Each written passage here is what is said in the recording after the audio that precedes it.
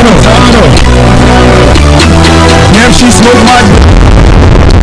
is up, guys? Welcome back to the channel. Today we have a wild new video, and as you can see in the title, we will be talking about the top 3 best branches in the US government. Before we hop into this video, can we please get 5,000 likes? If we can hit this, that would be insane, guys. Please enjoy it, and let's get right into this. For over 200 years, America has run under the same system of government. However, they have had many troubles balancing the power evenly throughout the government.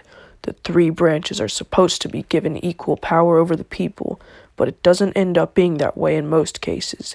Today, we will be overviewing the 3 branches of government and which ones have assumed the most power in our current system. Number 3, Judicial Branch.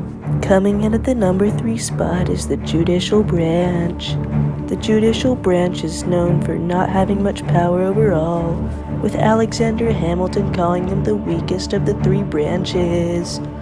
In order for them to be able to act, they depend that they will be called upon to serve on a case. This makes them the only branch that cannot be active at all times. It is made up by the Supreme Court of the United States and other courts. The members of the Supreme Court, the highest court in the country, are selected by presidents over time but are still virtually disconnected from the government, meaning they have no impact on monetary decisions and lawmaking. Number 2, the Executive Branch. The executive branch places its power in the form of a president, elected every 4 years up to 2 times. While the president is widely considered to be the most important person in America, he is still stuck in the middle of the depth chart. While he does have the ability to choose justices for the Supreme Court, it is only when he is called upon as a result of the resignation, retirement, or impeachment of a previous justice.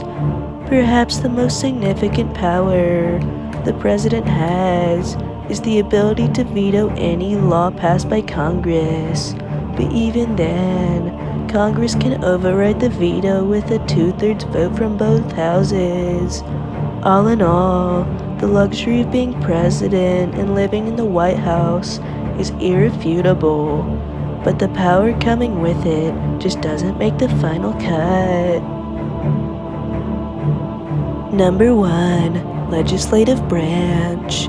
The Legislative Branch, also known as Congress, is pretty much unanimously the most powerful branch. With so much power, it had to be split into 2 buildings, the House of Representatives and the Senate, compared to 1 building for the other 2 branches. With express powers such as the power to declare war, raise army and navy, approve treaties with foreign nations, acquire, manage, and dispose of federal territories, borrow money, impose and collect taxes, establish bankruptcy laws, coin money and set its value, regulate commerce, create all federal courts below the Supreme Court, organize and compose a federal judiciary, define federal crimes and establish punishment for such crimes. That doesn't even include the powers granted through the Necessary and Proper Clause, such as punishing those who do not pay their taxes, using tax revenue to support programs such as education and public housing, outlawing discrimination in movie theaters, restaurants, hotels, and similar places, setting a minimum wage, protecting those with disabilities, drafting Americans into the armed forces, and limiting and regulating immigration. While the Supreme Court can declare laws unconstitutional and the President can veto laws, Congress can still override these motions and/or better them. Congress also has the ability to impeach any member of the government with a vote. So while the 2 other branches have a fair share of powers, the legislative clearly earns the distinction of most powerful.